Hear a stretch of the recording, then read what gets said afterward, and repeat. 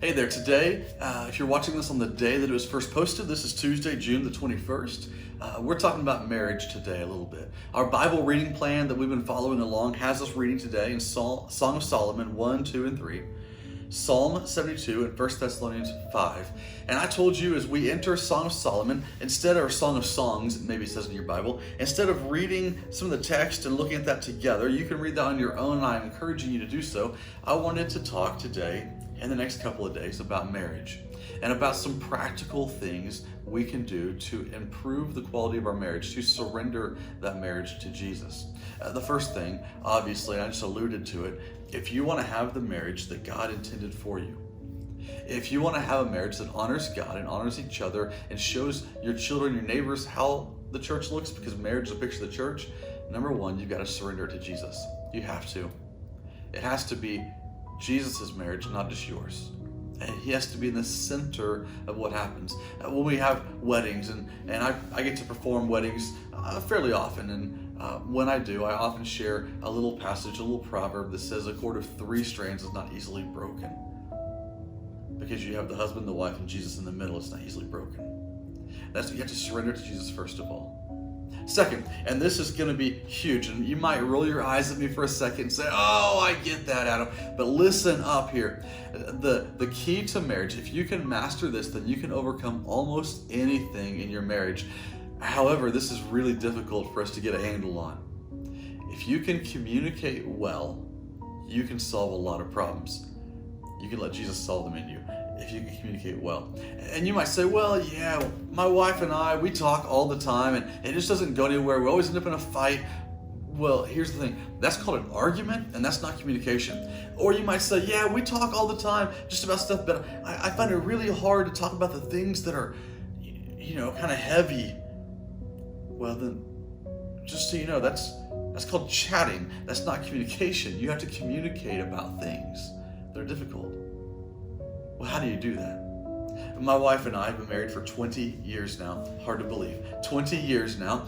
And our marriage is not perfect. It has never been perfect. Our marriage is healthier today than it was 20 years ago, though, because we've learned how to communicate. And what we do is we use a little tool. We call it assertiveness and active listening. This is how it works. With assertiveness, it means you are going to assert what you want, what you wish for, what you're looking for. You're not going to be aggressive, but you're going to be assertive. So you're going to look your spouse, look your husband, your wife in the eyes, and you're going to use statements that begin with I. Don't say you. That's accusing. We want to be assertive. You're going to say I. I wish that in our marriage, we had more of this. Or, I wish that in our marriage we could do more of that. Or, I wish things felt this way instead of that way. Use I wish statements. I would like kind of statements. Begin with yourself. I know when I preach, and I tell you all the time, we start with Jesus. In this conversation, start with yourself. I wish. And then, as the one hearing that, husbands, if your wife is speaking to you, or wives, if your husband's speaking to you, when they say, I wish this, you have to listen. But it's not just listening, because all too often when we're listening, what we're really doing is we are smiling, we're nodding, maybe frowning, I don't know, but we're looking, but in our head, instead of listening to what is being said, we're actually thinking of what we're going to reply with, which leads to an argument. 100% of the time. So what we're going to do instead is we're going to actively listen. So you're going to key in on what's being said. Your spouse is saying, I wish this. And you're listening. And when that statement is finished, you're going to say, what I hear you say is that you would like to see more of this.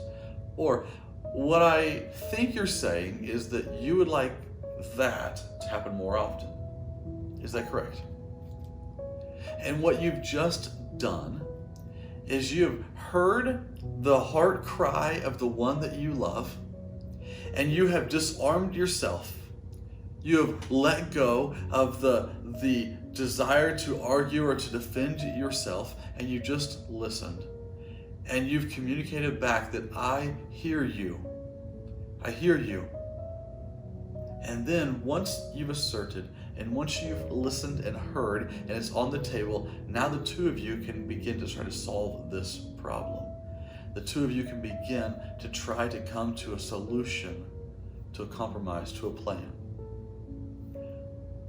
But if you don't assert, and if you don't actively listen, then you are creating a recipe for disaster.